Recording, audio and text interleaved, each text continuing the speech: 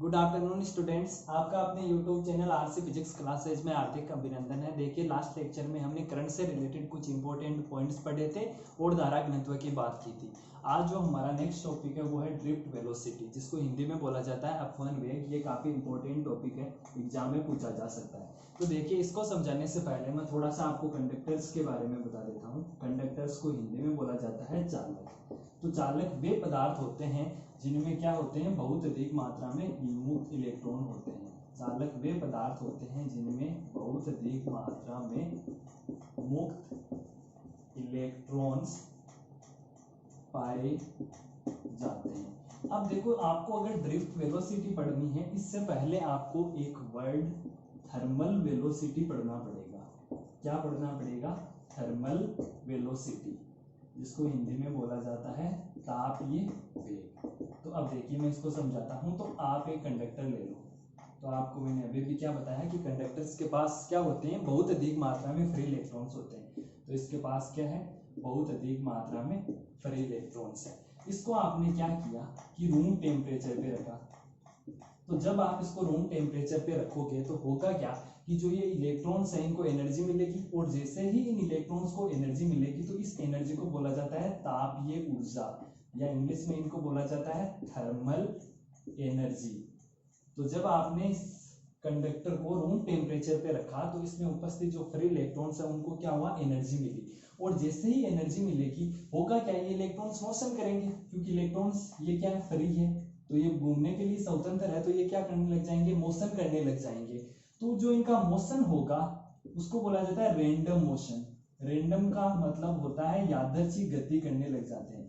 देखो, यादृच्छिक गति का मतलब क्या है कि सपोज दैट कि कोई इलेक्ट्रॉन मान लो अपवर्ड डायरेक्शन में मूव करता है, तो आपको पता है एक कंडक्टर में अगर मैं 1 मीटर क्यूब की बात करूं तो तकरीबन 10 की पावर 29 फ्री इलेक्ट्रॉन्स पाए जाते हैं। यानी इस कंडक्टर के छोटे से एरिया में आपको कितने फ्री इलेक्ट्रॉन्स मिल जाएंगे, 10 की पावर 29। तो इतनी मतलब बहुत अधिक मात्रा में क्या होते हैं, इसके पास मुक्त इलेक्ट्रॉन्स होते हैं। तो सपोज दैट कोई इलेक्ट्रॉन्स किसी टाइम पे अपवर्ड यानी ऊपर की डायरेक्शन में मोशन करता है, तो हो सकता है उसी टाइम कोई दूसरा इलेक्ट्रॉन क्या करेगा, नीचे की तरफ मोशन करेगा। और अगर कोई इलेक्ट्रॉन लेफ्ट साइड जा रहा है तो हो सकता है उसी टाइम कोई दूसरा इलेक्ट्रॉन क्या जाएगा, राइट साइड जाएगा। तो बताओ, इस इलेक्ट्रॉन का किसी भी डायरेक्शन में मोशन हुआ क्या, नहीं हुआ, क्योंकि जैसे ही थोड़ा सा अगर ऊपर की तरफ मूव करेगा उसी टाइम आपके पास तो मिलियन बिलियन इलेक्ट्रॉन्स है, तो उसी टाइम हो सकता है कोई दूसरा इलेक्ट्रॉन नीचे की तरफ मूव करे। अगर कोई इलेक्ट्रॉन लेफ्ट की तरफ मूव करेगा तो उसी टाइम क्या होगा, कोई दूसरा इलेक्ट्रॉन भाग के आएगा, वो क्या जाएगा, राइट की तरफ चला जाएगा। तो बताओ, इलेक्ट्रॉन्स का किसी भी प्रकार का कोई नेट मोशन हो रहा है क्या? इलेक्ट्रॉन्स का देखो यहाँ पे नेट मोशन नहीं हो रहा। नेट मोशन का मतलब है कि इन सब के कारण क्या है, ये गति कर पा रहे हैं, इलेक्ट्रॉन नहीं कर पा रहे। देखो, ये इलेक्ट्रॉन ऊपर की तरफ गया, उसी टाइम दूसरा इलेक्ट्रॉन आएगा, इसको डाउनवर्ड नीचे की तरफ जाएगा, इसका नेट क्या कर देगा, 0। उसी प्रकार अगर लेफ्ट साइड में जाएगा उसी प्रकार कोई दूसरा इलेक्ट्रॉन राइट साइड में चला जाएगा, तो इसका नेट मोशन क्या हो जाएगा, 0 हो जाएगा। बट ये नहीं है कि अकेले का मोशन नहीं है, ये इलेक्ट्रॉन मोशन तो कर रहा है, बट अगर मैं इस पूरे कंडक्टर की बात करूं तो जो इनका एवरेज वेलोसिटी है या जो एवरेज मोशन है वो कितना हो जाएगा, 0। अब अगर मैं इसको थोड़ा सा और डिटेल से समझाऊं, ये मान लो एक इलेक्ट्रॉन, तो इसकी वेलोसिटी में मान लेता हूं u1 है, इसकी वेलोसिटी में मान लेता हूं u2 है, और बहुत सारे यहाँ पे इलेक्ट्रॉन्स है, तो इसकी वेलोसिटी क्या है, un है। तो अब इसकी वेलोसिटी है u1। अब मैं पूछूं कि बताइए इनका औसत वेग बताइए। तो औसत वेग का फॉर्मूला क्या होता है कि राशियों, औसत क्या होता है, राशियों का योग बटा राशियों की संख्या। तो आप किसका औसत ले रहे हो, वेग का, तो क्या हो जाएगा, u1 plus u2 plus plus dash to un, और आपके पास कितने पार्टिकल है, n पार्टिकल। तो मैंने क्या बोला कि इनका औसत क्या हो जाएगा, 0। तो औसत वेग क्या आ जाएगा, 0। एक एक इलेक्ट्रॉन का तो मोशन होता है, लेकिन जब आप पूरे कंडक्टर्स की बात करते हो तो उसमें जो इलेक्ट्रॉन्स है उनका औसत वेग क्या हो जाता है, 0। जैसे इस एक इलेक्ट्रॉन का आपने u1 बोल दिया, दूसरे का u2, तीसरे का u3, ऐसे अगर आपके पास n इलेक्ट्रॉन्स है तो उनका योग क्या हो जाएगा, u1 plus u2 plus dash dash un upon n, इसका मान क्या हो गया, 0। अब आप कहोगे कि सर आपको कैसे पता चला, या मैं ये तो मैंने आपको मैथमेटिकली इस बात को प्रूव कर दिया कि इनका औसत वेग क्या होता है, 0 होता है। अब मैं इसको लॉजिकली प्रूव करता हूं कि क्या सच में ऐसा ही होता है। तो देखिए लॉजिकल, कि सपोज दैट आपके पास कोई आयरन रोड है, क्या है, आयरन रोड यानी लोहे की छड़ है, उसको आप रूम टेम्परेचर पे रखो। तो अगर आप कहोगे कि ये नहीं होता, मतलब इसमें जो इलेक्ट्रॉन्स है उनका औसत वेग शून्य नहीं है, तो जब आप आयरन रोड को रूम टेम्परेचर पे रखोगे तो होगा क्या कि आयरन रोड में भी आपको पता है चालक है, तो उसमें भी क्या होंगे, बहुत सारे फ्री इलेक्ट्रॉन्स होंगे। तो अगर आप इस चीज को फॉलो नहीं करते कि औसत वेग शून्य नहीं होगा, तो बताओ ये इलेक्ट्रॉन्स मोशन नहीं करेंगे। और अगर ये इलेक्ट्रॉन मोशन करेंगे, तो मैंने आपको जब करंट स्टार्ट किया था तो वहां पे क्या बोला था कि जो इलेक्ट्रॉन्स का मोशन है या जो इलेक्ट्रॉन्स की गति है वही तो क्या कहलाती है, धारा। तो जब आपने आयरन रोड को रूम टेम्परेचर पे रखा तो इसमें उपस्थित जो इलेक्ट्रॉन है वो क्या होंगे, गति करने लग जाएंगे, और इलेक्ट्रॉन्स का चलना क्या कहलाता है, करंट। इसका मतलब इस आयरन रोड में करंट आना चाहिए और आपको झटका फील होना चाहिए। लेकिन आपको पता है अगर आप सिंपल रूम टेम्परेचर पे अगर कोई आयरन की रोड रखते हो, हाँ, तो आयरन रोड को जब आप रूम टेम्परेचर पे रखोगे तो अगर इन इलेक्ट्रॉन्स का औसत वेग शून्य नहीं होगा तो ये इलेक्ट्रॉन्स क्या करने लग जाएंगे, मोशन करने लग जाएंगे। और आपको अगर इलेक्ट्रॉन्स का मोशन ही तो क्या होता है, करंट होता है। इसका मतलब इस आयरन रोड से आपको करंट फील होगा, लेकिन नॉर्मली ऐसा नहीं होता। इसका मतलब जब आप किसी भी कंडक्टर को रूम टेम्परेचर पे रखते हो तो इसमें जो उपस्थित इलेक्ट्रॉन्स है उनका सेपरेटली अलग अलग तो मोशन होता है, लेकिन आप उनका नेट मोशन देखते हो वो क्या होता है, शून्य। अब देखिए आगे, अब हम बात करते हैं ड्रिफ्ट वेलोसिटी की। ये तो थी थर्मल वेलोसिटी। अब देखो हम क्या करेंगे कि इसी कंडक्टर को इलेक्ट्रिक फील्ड के अंदर रखेंगे, या इससे क्या कर देंगे, हम एक बैटरी कनेक्ट कर देंगे। ठीक है, तो अब हमने क्या किया, कंडक्टर तो वही रखा और उसके साथ क्या कर दी, बैटरी कनेक्ट कर दी।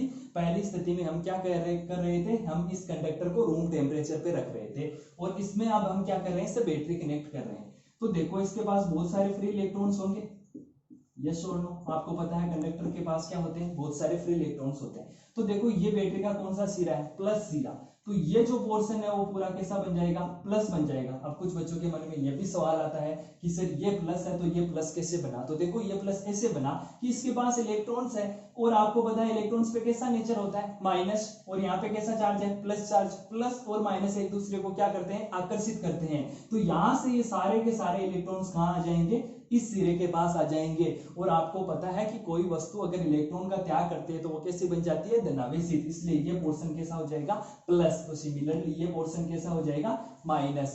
और आज से आप एक चीज ध्यान रखो कि अगर कहीं पे एक साइड प्लस की प्लेट बन रही है और दूसरी साइड अगर माइनस की प्लेट बन रही है तो इसको बोला जाता है इलेक्ट्रिक फील्ड। क्या बोला जाता है, इलेक्ट्रिक फील्ड। हिंदी में इसको बोला जाता है विद्युत क्षेत्र। तो हुआ क्या कि जब आपने कंडक्टर को बैटरी से कनेक्ट किया तो इसका एक सिरा क्या बन गया, पॉजिटिव, और दूसरा सिरा क्या बन गया, नेगेटिव। तो यह जो कंडीशन होती है कि एक सिरे पे पॉजिटिव जमा हो जाए और अगर एक सिरे पे नेगेटिव जमा हो जाए तो ये किसको बताता है, विद्युत क्षेत्र को। और जो विद्युत क्षेत्र की डायरेक्शन होती है वो हमेशा किधर होती है, +2 माइनस। विद्युत क्षेत्र की डायरेक्शन क्या होती है, +2 माइनस। तो मुझे बताओ यहाँ पे विद्युत क्षेत्र की डायरेक्शन ऐसे नहीं हो जाएगी, क्यों, क्योंकि यहाँ पे प्लस बन रहा है और यहाँ पे माइनस बन रहा है। तो मैंने क्या कहा कि विद्युत क्षेत्र की डायरेक्शन होती है +2 माइनस। तो यानी ये क्या है, विद्युत क्षेत्र की डायरेक्शन। और आपको मैं थोड़ा सा और बताऊं कि जो विद्युत क्षेत्र का फॉर्मूला होता है वो होता है बल बटा आवेश। क्या होता है, बल बटा आवेश। यहां से अगर मैं बल निकालना चाहूं तो क्या आ जाएगा, Q इंटू ई। अर्थात अगर कहीं पे विद्युत क्षेत्र है तो उसके कारण चार्ज पे क्या होगा, बल लगेगा। इसका मतलब क्या है कि अगर कहीं पर विद्युत क्षेत्र है तो उसके कारण चार्ज पे क्या लगेगा, बल लगेगा। यहां पर देखो दो पॉसिबिलिटी है, ये चार्ज प्लस भी हो सकता है और ये चार्ज क्या हो सकता है, माइनस भी हो सकता है। तो देखो जब प्लस चार्ज होगा तो क्या आ जाएगा, F vector is equal to Q into E vector. और अगर माइनस चार्ज है तो F vector is equal to -2 into E vector. अब इसको मैं समझाता हूं कि ये क्या बताना चाहता है कि देखो जब प्लस चार्ज होगा तो इस इलेक्ट्रिक फील्ड के कारण जो बल लगेगा वो किधर लगेगा, देखो दोनों की डायरेक्शन क्या है, सेम। तो अगर यहाँ पे प्लस चार्ज है उस पे तो बल क्या लगेगा, इलेक्ट्रिक फील्ड के अनुदिश, विद्युत क्षेत्र के क्या लगेगा, अनुदिश। और यहाँ पे माइनस साइन ये बता रहा है कि चार्ज पे जो बल लग रहा है वो क्या लगेगा, विद्युत क्षेत्र के विपरीत। तो बताओ यहाँ पे जो इलेक्ट्रॉन्स है इन पे बल विद्युत क्षेत्र के अनुदिश लगेगा या विपरीत लगेगा। तो मैंने क्या कहा कि अगर प्लस चार्ज है तो जो बल लगता है वो विद्युत क्षेत्र के क्या लगता है, अनुदिश। और अगर माइनस चार्ज है तो वहां पे जो बल लगेगा वो क्या लगेगा, विद्युत क्षेत्र के विपरीत। इसका मतलब इन इलेक्ट्रॉन्स पे क्या होगा, बल लगेगा और ये एक डायरेक्शन में मूव करने लग जाएंगे। अब देखो जब आपने इनको रूम टेम्परेचर पे रखा था तो इनका मोशन कैसा था, रैंडम था, यानी कोई इलेक्ट्रॉन किसी टाइम ऊपर जा रहा था तो उसी टाइम दूसरा इलेक्ट्रॉन डाउनवर्ड जा रहा था, अगर कोई लेफ्ट साइड जा रहा था तो कोई क्या जा रहा था, राइट साइड जा रहा था। तो बताओ इनका क्या है, कोई किसी प्रकार का कोई नेट मोशन हो रहा था, नहीं हो रहा था। बट जब आपने इलेक्ट्रिक फील्ड अप्लाई किया तो देखो इन सभी इलेक्ट्रॉन्स की डायरेक्शन क्या होगी, एक ही साइड होगी। इसका मतलब ये क्या करने लग जाएंगे, अब ये मोशन करने लग जाएंगे। तो मैं एक इलेक्ट्रॉन्स के मोशन को आपको दिखाता हूं कि होता क्या है इस कंडक्टर के अंदर, कि सपोज दैट ये एक इलेक्ट्रॉन है तो बैटरी के कारण ये मोशन करने लग गया। और जैसे आपको पता है कि यहाँ पे जो फ्री इलेक्ट्रॉन्स आए हैं वो किसी एटम से ही आए होंगे, क्यों, क्योंकि एटम की स्ट्रक्चर कैसी होती है कि उसका सेंटर पार्ट में क्या होता है, न्यूक्लियस, वहां पे प्रोटॉन होता है और कौन होता है, न्यूट्रॉन, और इसके बाह्यतम कोश में कौन मूव करते हैं, इलेक्ट्रॉन। अब बताओ जब आप इसको टेम्परेचर दोगे तो ये इलेक्ट्रॉन्स क्या हो जाएंगे, बाहर आ जाएंगे।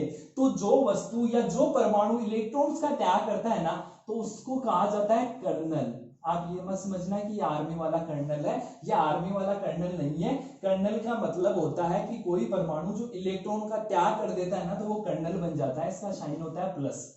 किसी भी एटम के ऊपर आप अगर प्लस का साइन देखते हो इसका मतलब वो कर्नल है। कर्नल का मतलब कि उसने अपने में से इलेक्ट्रॉन्स निकाले हैं। तो आप बताओ जो ये कंडक्टर है ये बहुत सारे परमाणु से ही तो मिलकर बना होगा, तो जब आप इससे बैटरी कनेक्ट करोगे या रूम टेम्परेचर पे रखोगे तो इससे क्या होंगे, इलेक्ट्रॉन्स निकलेंगे उन एटम से, और इलेक्ट्रॉन्स निकलेंगे तो बताओ यहाँ बहुत सारे कर्नल नहीं बन जाएंगे, यस और नो। हाँ, अब यहाँ पे क्या हो जाएंगे, बहुत सारे कर्नल बन जाएंगे। तो मान लो कि ये इलेक्ट्रॉन किसी कर्नल से जाके टकराया, तो जैसे ही ये किसी कर्नल से टकराएगा उसी टाइम इसकी वेलोसिटी क्या हो जाएगी, जीरो, क्योंकि इसको ये सारी की सारी ऊर्जा इससे टकराने में खर्च कर देगा। अब इसकी वेलोसिटी क्या होगी, जीरो। ये बैटरी से फिर कहेगा कि मुझे एनर्जी दो, और फिर ये मान लो कि सपोज दैट यहाँ से गया और यहाँ पे इसको एक फिर कर्नल मिल गया तो फिर टकराएगा और फिर इसकी वेलोसिटी क्या हो जाएगी, जीरो। फिर सपोज दैट ये यहाँ गया, यहाँ इसको फिर ये कर्नल मिल गया तो फिर ये कर्नल से टकराया, और फिर मान लो कि ये यहाँ गया, यहाँ पे भी इसको एक कर्नल मिल गया, ये यहाँ से फिर टकराया और फिर आखिर में ये यहाँ पे पहुंच गया इलेक्ट्रॉन। तो अब देखो इलेक्ट्रॉन्स ने कितनी देर मोशन किया, लेकिन उसमें देखो चेंज कितना हुआ, ये केवल यहाँ से यहीं पहुंचा। इसने देखो टक्कर कितनी बार की कि एक कर्नल यहाँ मिला, एक यहाँ मिला, एक यहाँ मिला, 3-4 कर्नल से टक्कर के पश्चात भी इसने देखो थोड़ी सी डिस्टेंस ट्रेवल की है। तो ये जो थोड़ी सी डिस्टेंस ट्रेवल होती है ना इसको बोला जाता है ड्रिफ्ट। ड्रिफ्ट का मतलब होता है खिसकना।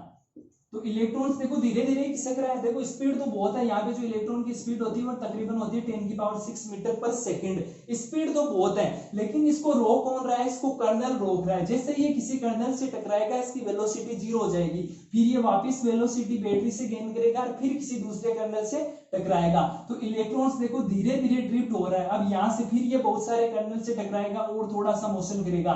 तो ये जो थोड़ा सा मोशन होता है तो ये क्या कहलाता है, खिसकना, ड्रिफ्ट। और यहाँ पे इसका वेलोसिटी तो है ही है, तो इसको क्या बोला जाता है, ड्रिफ्ट वेलोसिटी। तो देखो अपवयन वेग की परिभाषा क्या हो गई, तो मैं आपको समझाता हूं कि देखो विद्युत क्षेत्र, बैटरी बोल दो या विद्युत क्षेत्र बोल दो, तो ऐसे बोलोगे आपकी बाह्य विद्युत क्षेत्र की उपस्थिति में, बाह्य विद्युत क्षेत्र की उपस्थिति में इलेक्ट्रॉन्स द्वारा प्राप्त वेग का औसत मान क्या कहलाता है, अपवयन वेग। मैं लिख देता हूं, बाह्य विद्युत क्षेत्र या बैटरी भी बोल सकते हो आप। बाह्य विद्युत क्षेत्र, अगर बैटरी है तभी तो देखो एक प्लेट किसकी बन जाएगी, प्लस की, और एक प्लेट किसकी बन जाएगी, माइनस की। इसका मतलब विद्युत क्षेत्र आ गया। तो बाह्य विद्युत क्षेत्र की उपस्थिति में इलेक्ट्रॉन्स द्वारा प्राप्त वेग का औसत मान अपवहन वेग कहलाता है। क्या डेफिनेशन दी कि बाह्य विद्युत क्षेत्र की उपस्थिति, तो देखो आपको बाह्य विद्युत क्षेत्र दिख रहा है, एक तरफ प्लस की प्लेट है, एक तरफ क्या है, माइनस की प्लेट। तो मैंने क्या कहा था कि एक तरफ अगर प्लस की प्लेट आ जाए, एक तरफ माइनस की प्लेट आ जाए, तो वहां कौन आ जाएगा, विद्युत क्षेत्र। तो बाह्य विद्युत क्षेत्र की उपस्थिति में इलेक्ट्रॉन्स द्वारा प्राप्त वेग का औसत मान। अब आपके मन में ये सवाल आ रहा होगा कि सर औसत क्यों बोला, हम सीधा मान क्यों नहीं बोलते। देखो औसत इसलिए बोलते हो, मैंने अभी क्या कहा कि 1 मीटर क्यूब में तकरीबन 10 की पावर 29 फ्री इलेक्ट्रॉन्स होते हैं। तो यह तो केवल 1 मीटर क्यूब की बात है, तो एक इस पूरे कंडक्टर में तो बिलियंस मिलियंस फ्री इलेक्ट्रॉन्स होते हैं। तो बताओ क्या 1 इलेक्ट्रॉन्स की बात करना संभव है? 1 इलेक्ट्रॉन्स की बात करना संभव नहीं है। इसलिए हमने क्या बोला कि औसत मान क्या कहलाता है? अपव्यय वेग कहलाता है। हाँ, तो अब देखिए हम डेरिवेशन करते हैं अपव्यय वेग का। तो देखो स्टार्टिंग में तो हमने क्या किया कि कंडक्टर को रूम टेम्परेचर पे रखा, तो रूम टेम्परेचर पे रखा तो इस जो इलेक्ट्रॉन है इसमें उनके द्वारा प्राप्त औसत वेग कितना था? 0 था। और जब आपने इसको इस मतलब किसी बैटरी से कनेक्ट किया तो जो औसत वेग था वो किसके बराबर हो गया? ड्रिफ्ट वेलोसिटी के। वो औसत वेग क्या कहलाता है? ड्रिफ्ट वेलोसिटी या अपव्यय वेग। तो जब आपने रूम टेम्परेचर पे रखा तो औसत वेग कितना था? 0 था। और जब आपने किसी बैटरी से कनेक्ट किया तो जो औसत वेग आया वो क्या आया? अपव्यय वेग, जिसको किससे डिनोट किया जाता है? v, और इसके चरणों में लिखा जाता है d। d मतलब ड्रिफ्ट वेलोसिटी। तो अब देखो इसको डिराइव करते हैं। तो यहाँ पे मैंने क्या किया कि जब इसको किसी बैटरी से कनेक्ट किया तो मैंने क्या कहा कि यह प्लेट किसकी बन गई? प्लस की, और यह प्लेट किसकी बन गई? माइनस की। यानी यहाँ पे क्या आ गया? एक विद्युत क्षेत्र आ गया। तो मैंने अभी भी आपको एक फॉर्मूला बताया था, E बराबर Q इंटू E। लेकिन यहाँ पे हम किसकी बात कर रहे हैं? इलेक्ट्रॉन्स की बात कर रहे हैं। तो यहाँ पे क्या आ गया? E बराबर माइनस Q इंटू E। और आप जानते हो इलेक्ट्रॉन पे चार्ज कितना होता है? वो इलेक्ट्रॉन पे चार्ज होता है E। तो यहाँ से F का मान कितना आ गया? Minus E into E। और आप गति के द्वितीय नियम से बल का मान जानते हो, E बराबर क्या होता है? M into A। लेकिन यहाँ हम किन की बात करें? इलेक्ट्रॉन्स की। तो मास किसका आ जाएगा? इलेक्ट्रॉन्स का। तो m इंटू ए। यहाँ से देखो इक्वेशन फर्स्ट और सेकंड से देखो दोनों ही राशियों में क्या आ रहा है? F आ रहा है। तो इन दोनों को बराबर किया जा सकता है, तो यहाँ से क्या आ गया? m into a is equal to minus e into E vector. यहाँ से अगर मैं ए का मान निकालूंगा तो इस एम ई का क्या हो जाएगा? ट्रांसफर हो जाएगा, और ये कहाँ चला जाएगा? बाहर के रूप में। तो यहाँ किसका मान आ गया? त्वरण का मान आ गया। कितना आ गया? Minus e upon m e. अब देखो हम जानते हैं गति के प्रथम समीकरण से, गति का प्रथम समीकरण क्या होता है? वो होता है v बराबर u प्लस एटी। लेकिन हम यहाँ पे क्या कह रहे हैं कि एवरेज ले रहे हैं। मैं बता भी चुका हूँ कि एवरेज क्यों ले रहे हैं, क्योंकि हमारे पास बहुत अधिक मात्रा में फ्री इलेक्ट्रॉन्स होते हैं, तो एक एक इलेक्ट्रॉन की बात करना संभव नहीं है। तो v बराबर u प्लस एटी। तो यहाँ पे क्या आ जाएगा? v average is equal to u average plus a, ये तो कॉन्स्टेंट है, प्लस t एवरेज। तो देखो मैं आपको बता चुका हूं कि जब आपने इसको रूम टेम्परेचर पे रखा तो यू एवरेज की वैल्यू क्या थी? 0। तो यहाँ पे आपने यू एवरेज क्या रख दिया? 0। जब आपने इसे बैटरी कनेक्ट की तो वी एवरेज का मान कितना आया? वीडी। और जो टी एवरेज है उसको मैंने ले लिया टोक। टोक का मतलब, तो देखो टोक का पूरा नाम होता है टोक। इसमें क्यों साइलेंट रहता है, इसलिए इसको बोला जाता है टोक, और इसको बोला जाता है विश्रांति काल। तो यहाँ से वीडी बराबर, देखो वी एवरेज की का मान आपने क्या लिख दिया? वीडी।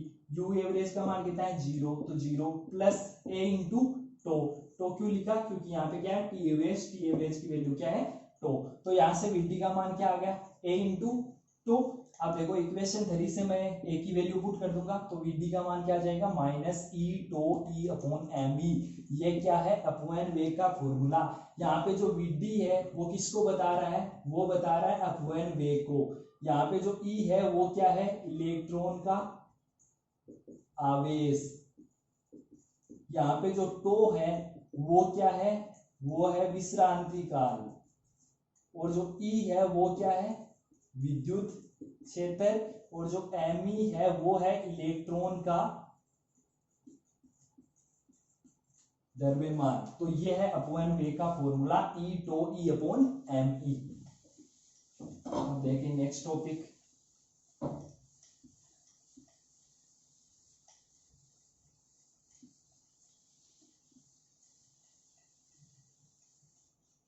नेक्स्ट टॉपिक से पहले मैं थोड़ा सा आपको विश्रांति काल के बारे में बता दूं। किससे रिप्रेजेंट करते हो? इसको टो से रिप्रेजेंट करते हो।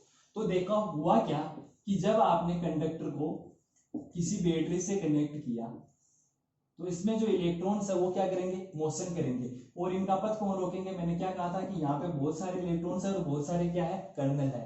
तो देखो मैं एक इलेक्ट्रॉन की बात करता हूं, तो सपोज दैट ये इलेक्ट्रॉन किसी कर्नल से टकराएगा और इसकी वेलोसिटी क्या हो जाएगी 0। अब ये क्या करेगा, फिर बैटरी से वेलोसिटी गेन करेगा और वापस आकर इस कर्नल से टकराएगा।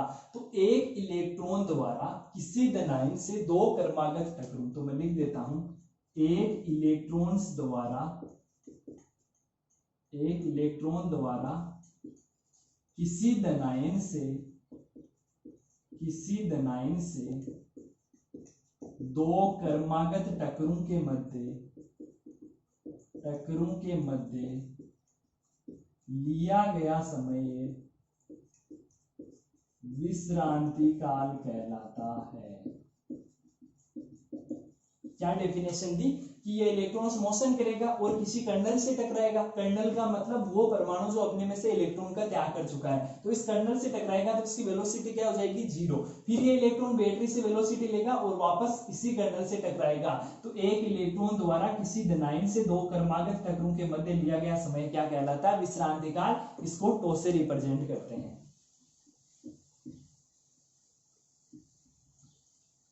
नेक्स्ट टॉपिक गतिशीलता,